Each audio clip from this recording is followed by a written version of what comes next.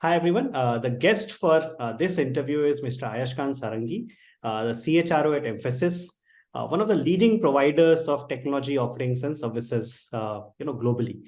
Ayash is one of the most reputed HR leaders in India, having spent almost 25 years in different kinds of HR roles and HR leadership roles in reputed companies like Wipro and GE, and brings with him not only an understanding of HR and talent management, but also of technology, the evolution of tech industry, and its impact on talent practices, in across organizations. So Ayesh, thanks for being here. Really great to have you here, and looking forward to hearing your views during this conversation. Thank you so much, Angela. And thank you to Think Talent for bringing me over. Great. So Ayesh, in the roles that you have had in the last 15 years, you had a very, you were in a great position to look at the evolution of the technology industry, digital platforms and technologies, and how they have impacted talent practices. So how do you look at this evolution, and how would you explain it to HR professionals across organizations? So first and foremost, Anjul, you're making me sound younger. I don't have 15 years, but more than 25 years now of experience. All the white hair probably is enough evidence to that, I guess. Asking a terrific question. And if I were to just reflect on just how the industry has changed, right? And I'm not only talking about IT industry, but where we all work. The contribution of technology to really shape the way we work has changed immensely, right? I mean, even before I get into areas like HR to begin with, I mean, just see the power of Zoom or Microsoft Teams uh, on the framework of collaboration and speed and culture. Huge, right? Today, or the fact that there is a concept of work from home, which is working very effectively, is because of technology to begin with, right? So it can't be more profound than in terms of how work itself has undergone a change over the last 2 decades plus, right? Now coming to HR, I have at least seen a clear shift and acceleration on embracing technology across multiple organizations that I've been part of, right? Be it whether what I saw in L&T or what I saw at Infi, what I saw at GE, Wipro, and now at Mphasis, right? So, and if I were to just drop on boxes on where have I seen some of these changes, right? And in terms of significant shift, one massive change is in this concept of hiring, right? I mean, that's itself undergone a huge change, right? Be it in terms of acceleration of internal processes, right? That's kind of significant enabled due to technology. Be it in terms of the candidate experience, right? The external person who's going to experience both in terms of selections as well as rejections, the tougher part as well, right? That's undergone a massive shift because of technology. Reach, right? I mean, gone are those days when one would start to kind of travel to multiple cities and do many walk-ins to get many people in, right? Right. Technology has kind of really reached out to just so many people therefore the fit on looking at opportunity and the right person for that opportunity is today getting significantly enabled, and globally, by the way, because of technology. So hiring is one big area. The second big area I would say is HR ops, right? There again, it's a huge shift, right? Be it from times when people used to maintain data on Excel and kind of really moving into literally state of the art stuff. And a lot of companies, in fact, have AI embedded in their HR ops now, which kind of really is ensuring that the basic day-to-day questions that an employee has around clarifying on policies or on their payroll is kind of getting responded to there and then itself without any human intervention, right? And also accuracy, right? I mean, that's the other piece that one sees with technology, right? One is the experience, other is the accuracy, because chance of it going wrong, I mean, unless somebody's that kind of prepared a wrong program at the back end, but the accuracy part of it also has played a big role, right? So that's the other big place where I've seen significant evolution. Now, again, I'm talking about areas where one sees a big shift, right? Otherwise, it is kind of today technology touching each and every area of HR, by the way, right? But recruiting HR ops, one can clearly see a big shift. At least for somebody like me, I've kind of seen that's kind of changed very, very rapidly. And third piece where, again, things have started changing very rapidly is in this whole concept of employee development. Especially in IT services, one sees multiple companies having terrific learning platforms, which earlier used to be more like a platform for an employee to go in and uh, reskill themselves or upskill themselves, depending on what they wish to pursue. But today, thanks to AI, one gets prompts from systems saying, hey, it's been 150 days and there's an opportunity for you to kind of learn skill Y because it's going to complement your existing skill X, right? So the journey of technology to kind of see the individual as a partner especially in the space of reskilling and talent development is again another extremely interesting insight one sees. I mean, I'm not even talking about the base of collecting feedback of training programs or doing basic employee satisfaction survey scores. I mean, for me, those have kind of significantly changed or 360-degree feedback. But these enabling of technology to accelerate processes, to drive a better experience, and to kind of create a unified culture within an organization has been a profound impact of technology in organizations, in my view. Right, Ashan, and great framework, I guess, to understand it. In fact, when we go back and talk to organizations about potential reasons to go digital, this employee experience piece comes up very prominently, especially when you're discussing this with business leaders. They are now increasingly talking about the fact that we need to make this more participative. We need to make it more engaging for employees to really drive it by themselves rather than mandating it almost from the corporate or the organizational side. So great to hear that also coming out in the way you articulated that. And do you also hear employees asking for more of this? Because that is what we also see. That instead of only HR innovating in terms of what to do or not to do, employees are also asking for more control over what they can learn, what they should learn. And that is something which is going to be a great influencer on how this will kind of go forward from here. Correct. So, brilliant question, right? And in my view, it's a loop, right? And let me kind of step back and explain. And it's not only limited to learning and development, by the way, right? It's kind of, why should HR even embrace technology, right? I mean, let me kind of start with that. Look, in today's generation, right, a kid who is 17, 18, 15, 20, the exposure of technology is of a significantly higher order than what I had, right? For me, the most complex technology thing that I had touched when I was in college was a calculator. It was nothing more than that, let's face it, right? So today, the kids today are getting exposed to a significantly higher level of technology, right? And they're very comfortable with it. Second, thanks to the Googles of the world, knowledge is easily available.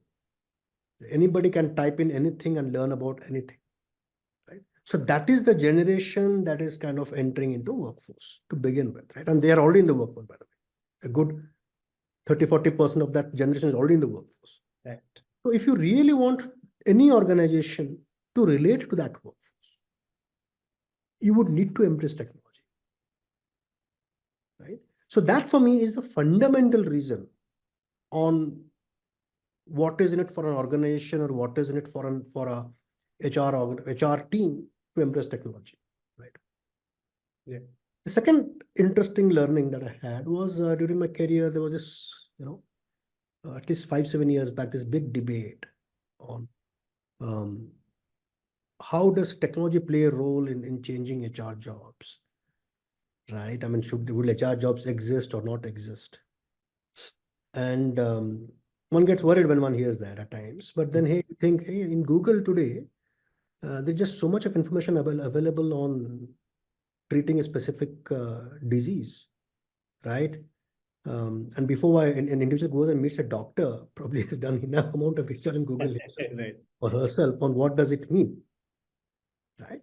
Now, what does therefore translate for a doctor? The doctor, when the doctor is meeting the patient, he or she is encountering far more intelligent questions than what standalone the doctor would have experienced.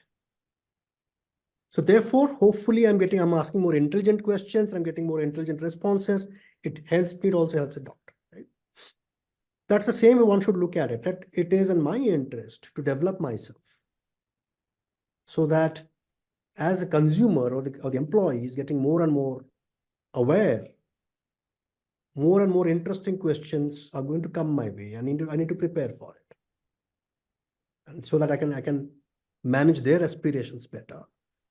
And therefore, it's in my own interest as an HR person to embrace technology and use it as an enabler to accelerate my outcomes for the organization.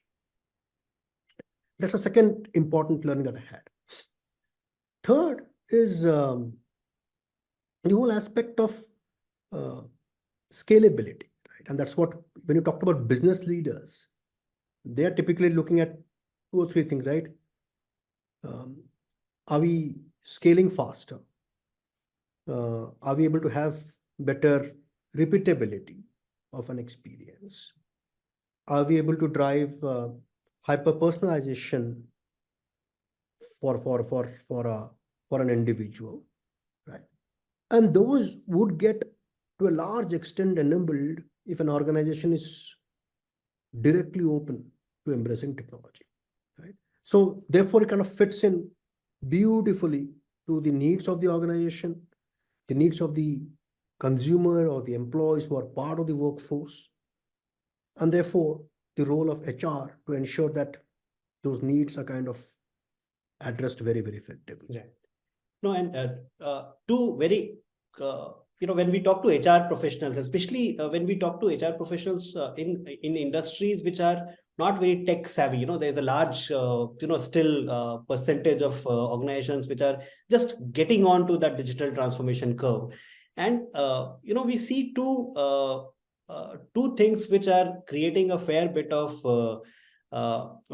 anxiety and confusion for them. One is that there is a significant mandate from, like you were also pointing out, business leaders about scaling up, about agility and adoption of digital in general. At the same time, when they go around and look for the landscape today in terms of what is there in digital and what can you do, you hear a lot of buzz around things like Gen AI and all the latest trends and all that. But sometimes, going through that buzz, it doesn't really give you any sense of what can I do, for my teams and for my organization in terms of taking the first steps towards, introducing digital adoption in my talent practices.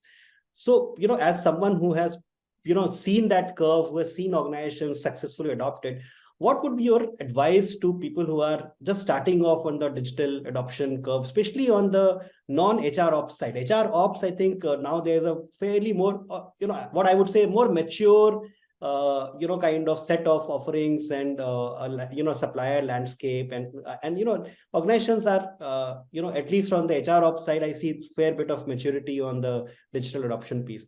But on the non-ops side, so when you look at talent management, learning, even talent acquisition to some extent, digital adoption is still fairly low for many of these organizations. So what would be your advice on how to take the first steps, how to really get started on this journey? Good question. Look, I mean, I would divide it into 3 parts. In my view, and again, it's my limited view, right? Because I've only asked to work with as many companies, and I've been really lucky to work with some of the very best minds in the industry. So at least personally for me, I've always got a lot of support from the leadership to drive multiple initiatives leveraging technology. For that matter, just without using technology as well, right? One can multiple things one gets into. So from a leadership perspective, the expectations haven't changed, in my view, right? What are they expecting? They would still expect us to hire the right caliber of leaders, grow the existing leaders, ensure that you are the custodian of culture of a company, right? Drive the high level of engagement, design the right structure, and that will be required for making the company very, very effective. Come up with a good framework on compensation benefits or reward philosophy, which is going to be competitive and provide a good view to an employee from a retention perspective. So those core outcomes that are there from a CEO for an HR function, that hasn't changed. Right? In fact, it has only got more and more strengthened and much more demanding from the CEOs. Right. So that's a great thing that is happening in my view. Right?